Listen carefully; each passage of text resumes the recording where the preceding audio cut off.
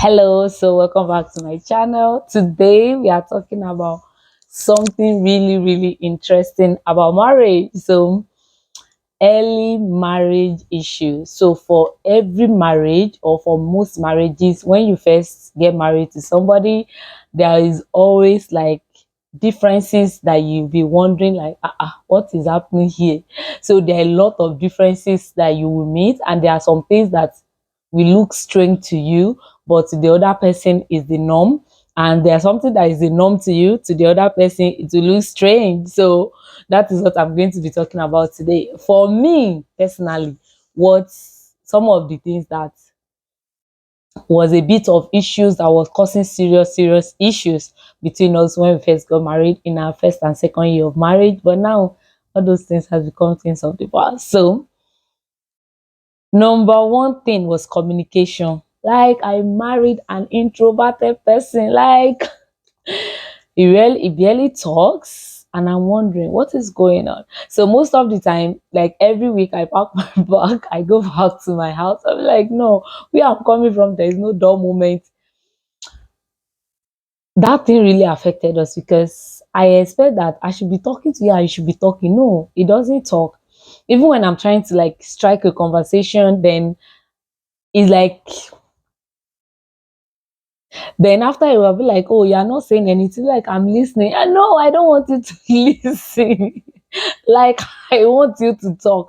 But it was not funny. That's one part of communication. Another part of communication is when we had issues, maybe there is an issues on ground, and he's not just talking about it, he's just looking at you, he's just waiting for you to be like, when you are done being angry, he feels that when you are done being angry, then you will come and tell me why you're angry. And one of my female friends is like that. Like, she's an introvert as well, she's not the outside person. And she was like, if there's an issue, don't expect her to come and ask you, why are you not talking, why are you angry? No. They are going to wait for you to finish. When you are angry, when your anger has come down, then you come and ask them. So those are the two parts of communication that was causing serious issues among us, between us. And I was wondering what is going on here. You don't talk, and when there is an issue, you just keep quiet, and you're waiting for me to always talk. And I'm always like, why am I always be the one to talk about it when there is an issue? To God be the glory, we've passed that stage now. Then we have some funny differences. So he used different toothpaste, I use different toothpaste. And as a married couple, he expect that we should use the same toothpaste. Uncle, I cannot use your toothpaste. And he was like, you can't use my toothpaste. Then let everybody use their own toothpaste. Like, we don't have to use the same thing. But at some point, he just had to compromise. He compromised on that, and he started using um my toothpaste. So up to today is the toothpaste that I use, that we both use up to today. Then bathing soap. What he liked was different from what I like. Our relationship was more of a distance relationship because I was in Ghana at that time and it was in Nigeria. So hello. We don't really stay together, we don't really see. So the time, I can count the number of times we see in a year. So I don't really know so much. So bathing soap. I was like, so this one is not hard. Use your own, let me use my own. But today, after 7 years, we are using the same bathing soap. We use the same bathing soap. Another thing that gave us that we had issues with was pancake. Ha. The way they used to make pancake is is different from the way we used to. It's different from the way we make pancake in our own house. And when I told him, when I made pancake, in fact, we had this thing went for like 3 years, this pancake issue. He'll be like, no, that's not pancake. What my mom has been making is pancake. What you are making is not pancake. So there was a time that his family came around when his mom was doing her birthday, and I now made it too. I now asked the brother that lived abroad at that time that, okay, please, which one is pancake between these two? And the brother said, it's the one that I know. That the I said, no, the one the mom has been making has been pancake. So I had to compromise. I make what he is used to, although he will try that one, but he still prefer the one the mom used to make. Like, hello.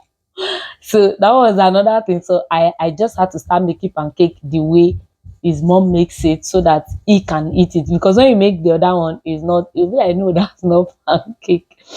Hmm. Another thing is bathing and brushing. You might be wondering, why is brushing a problem? My uncle believes that you have to brush morning and night. Uncle, when I brush in the morning, leave me alone. I don't want to brush in the night. And he'll be like, no, you can't sleep on this bed until you brush. I'm like, oh my God, what is this? This thing that I'm laughing with was a serious issue at that time because I was wondering, I don't have to brush at night. And then if I don't go anywhere, maybe I'm at home the whole day. Why should I bathe in the night? I've bathed in the morning. I didn't go anywhere.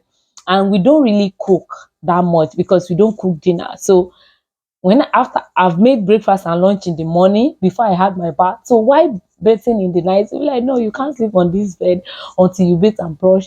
And I'm wondering, hello, life is not this hard. In my house, if you don't go anywhere, you don't have to bathe in the night. Nobody is forcing you to bathe at night. You know, we dragged that one for a long time. At one point, I just had to start brushing and bathing because every night I cannot be fighting. You brush, you bathe in the night. Clothes wore once. Ha. Me, when I wear clothes once, I'll keep it somewhere because maybe I wear it, I did not go out. Maybe I want to have a store visitor and I quickly put on something so that like in my house, and all I do is maybe see the visitor off. Why should I wash that clothes? And I was like, no, you can't be keeping clothes. Is it that it's in the laundry basket or is in the wardrobe? I don't want to put it back in the wardrobe and I don't want to put it in the laundry basket. I want to wear it again. Like, no, you can't be hanging clothes around in the room. Like, you just have to choose one, put it in one place, and my God, that was another issue on its own. Hmm. And resolving conflicts. My partner believed that when there is an issue, if you are not talking to him, he doesn't see that the problem is from him. He feels that the problem is for you. Why are you not talking? So anytime there is a conflict, I have to always come up and say, Uncle, so what is the problem? What is happening? And we now have to talk about it. If I don't talk, he's going to be looking at me for the rest of how long? Like, you just feel okay. I don't know what's happening with you. So I just had to like continue to do that.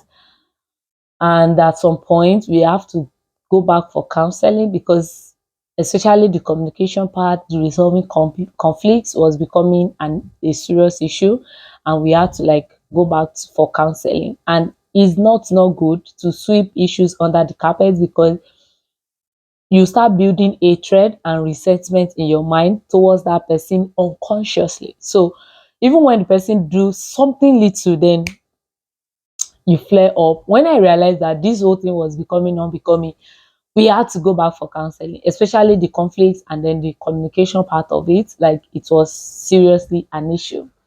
Another thing is touching. I like to sleep. Don't touch me. If I can feel somebody's body touching my body, I can't sleep. And my partner like to touch, like hold you to sleep. They said they cuddle to sleep. No, don't cuddle me. I will not sleep. Like, you hold me, I can't sleep. That one was another one on its own. Then social media. Don't post my partner. Like, don't. Me, like, not like I post my life on social media, but I have a business on social media. So I just have to show up like every day. I just have to show up. And sometimes, like, a lot of people does not even know I'm married for a very long time because our picture was not anywhere. My husband, like, practically instructed his family and friends not to post. Like, nobody should post. So I had to like tell my friends to not to post so that we will not post anything about this wedding. We did our pre-wedding photo shoot 2 days to the wedding, and he make sure that the pictures were not sent to me until a night to the wedding. So he was like, no, he doesn't want to post it, and I just had to respect that. So up till now, you don't see me post my family anywhere. You just see only me. Like, I just post myself sometimes. I post my daughter, maybe I use her to do something, to advertise or to do something. That's when you see her. So we don't post picture. Birthday, we don't post. Like, you can't post my partner on his birthday. Like, no. So we had these issues, and I just had to resolve to, okay, let me do my thing, do your thing. Nobody is posting anybody. He doesn't post me, I don't post him. Like, let it just stay like that. And he doesn't want his family to be posted. So one thing that I discover about this whole marriage thing is most people have these issues in the beginning of the marriage. I like, as I heard one that their issue was you close toilet or you open it. Like, whether you close or you open, is there. This thing cause fight that marriage almost lead to divorce, and their counselor, that is a pastor, had to come in to resolve the issue. And the reason why a lot of marriages are breaking up after some months, after few years, like, is because unresolved issues like this. Like, we take it for granted, but please don't take it for granted. When there is issue like this, try to come into, like, there are some that are to compromise, there are some that you have to compromise. Like, one of you just have to compromise on some issues so that you let it, like the pancake. I still make pancake the way his mom makes it up to today, because that's the kind of pancake he likes, and that's the kind of pancake he's used to, and he's not ready to change. So, and I can't force him to change. So anyway, that is about it. And those are some of the issues I had as early marriage. Like, it was tough. It was like a serious one for me. Like, sometimes I'll just be crying. And one thing is, I quickly got pregnant immediately after our wedding. So I spent most of our first year in my family house. Like, I was always going back. I was always going back. I've packed my bag, I've gone. I've packed my bag, I've gone. Like, I was always going back, because I'm coming from where we have a lot of people, and there's always Jesus. Like, there was no dull moment. Now I'm with somebody that barely talks. Up to today, he barely talks, but I'm so used to it that, okay, whether you talk or you don't talk, like, on your own. There was another issue that we had, was about call or text message. Don't call me. Just send me whatever you want to say. Send it as a text. I said, me, I want to call you. Let me just tell you what I want to tell you and get out of there. I don't want to type. Like, that one, up till now. Now he knows that I will call, and he has agreed to picking my call. Whatever I want to tell you, you can send me a text. I don't mind. But when I want to tell you something, like I'm just going to call you straight. I don't have energy to be typing. So every marriages have that beginning issues, especially when it comes to communication. The communication part is always the major part, and it's because we feel we know ourselves until we start living together. That is when you really know that, okay, like our pastor said, you are marrying a container. Is when you get to the house that you will see the content in the container. And when you see that content, what do you want to do about it?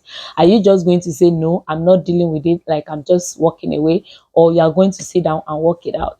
Today, over 7 years, now we barely fight. Sometimes I'll say, it's been a while that we fought. Can we fight? Like, let's fight about something, but there's nothing to fight about, because we just, okay, you've done these things, I don't like it, and everybody apologize. Whoever is at fault, we apologize, and we are over it. So let me know in the comment section, what did you face um in your early marriage? What is that thing that you face? Let me know in the comment section. How did you resolve it? Like my own, when it became serious, we had to go back for counseling, and that really helped us to resolve a lot of issues that was happening at that time. And now we live in harmony, no fights, no issues, and we enjoy each day at a time. So let me know at the comment section um if this video is relatable to you, and what do you think in the comment section. Thank you for watching, and hope you enjoyed this video. Kindly subscribe to this channel if you have not subscribed. Give us a thumbs up, click on the notification bell so that every time we post you can be notified. And sometimes I post vlog about family, about outing and stuff. So we don't just talk about marriage and children here, we have fun sometimes. So thank you for watching, and I'll see you in my next video. Peace out.